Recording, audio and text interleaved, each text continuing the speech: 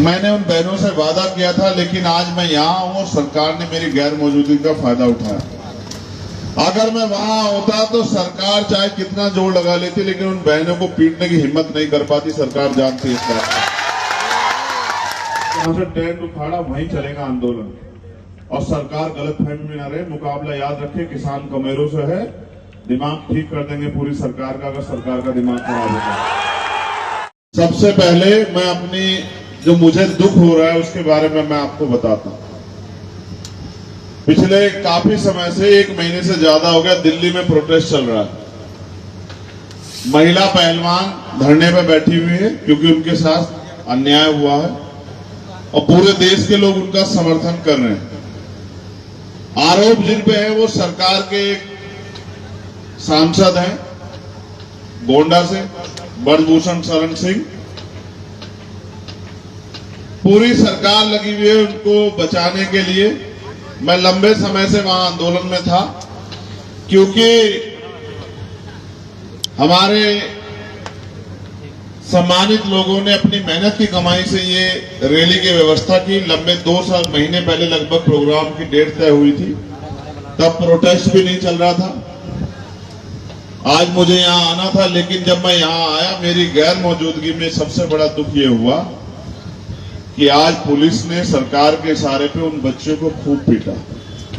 जो महिला प्रोटेस्टर वहां बैठी थी, महिला पहलवान वहां बैठी थी, वो पहलवान जिन्होंने देश में, दुनिया में भारत का नाम रोशन किया, उनको पीटा।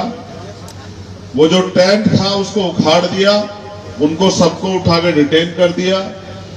भीम आर्मी आजाद समाज पार्टी के बहुत सारे वरिष्ठ नेताओं को जो दिल्ली में रहते हैं उनको गिरफ्तार कर लिया।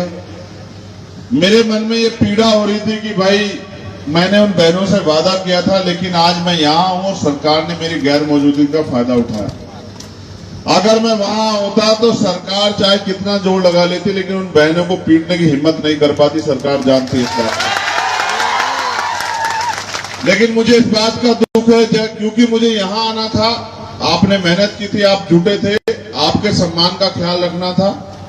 वहीं उन बहनों को दिया हुआ वचन भी मेरे याद है। मुझे आज इतनी तकलीफ हो रही है कि आप देख रहे होंगे मंच पे, मैं तब से फोन ही चेक कर रहा हूं कि जितना अन्याय आज दिल्ली में हुआ।